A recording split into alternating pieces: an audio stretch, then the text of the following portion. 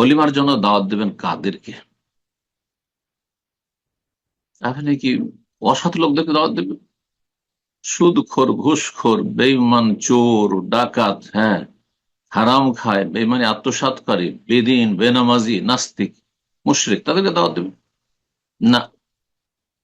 বলছে ওসান্ন, সুন্নত হচ্ছে আইয়াদ অলিমাতে আসসালেহীন, সুন্নত হচ্ছে অলিমার দাওয়াতে ভালো মানুষদের ডাকবেন।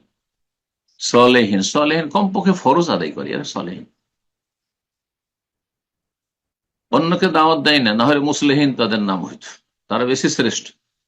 কমপক্ষে নিজের জীবনে তার ভালো মানুষ, 5 ওয়াক্ত ফরজ আদায় করে, সালাত, রমজান মাসের সিয়াম আদায় করে, জাকাত দিয়ে থাকে, ফরজ ওয়াজিবে কোনো ঘাটতি নেই, আর প্রকাশ্য কোনো হারামের সাথে জড়িত না। এরা হচ্ছে সলেহীন।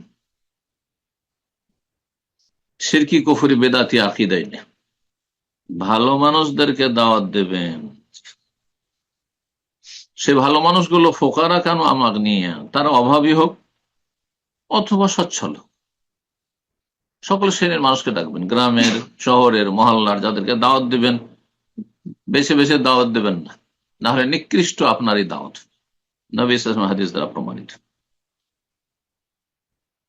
শাররুল শাররুল তোয়ামে তোয়ামুল ওয়ালিমা, নবী সাল্লাল্লাহু আলাইহি ওয়াসাল্লাম বলেছেন সবচেয়ে নিকৃষ্ট খাবার হচ্ছে এমন ওয়ালিমার খাবার ইউদ আলাহাল আগনিয়া, যাতে শুধু পয়সা দেখে দেখে ডাকা হয়, পয়সাওয়ালাদেরকে ডাকা হয়, সচ্ছল এবং ধনীদেরকে ডাকা হয়, ওয়ুতরাকুল ফোকারা, আর অভাবী যারা দরিদ্র গ্রামের বা মহল্লার, তাদেরকে উপেক্ষা করা হয়, তাদেরকে অ্যাভয়েড করা হয়।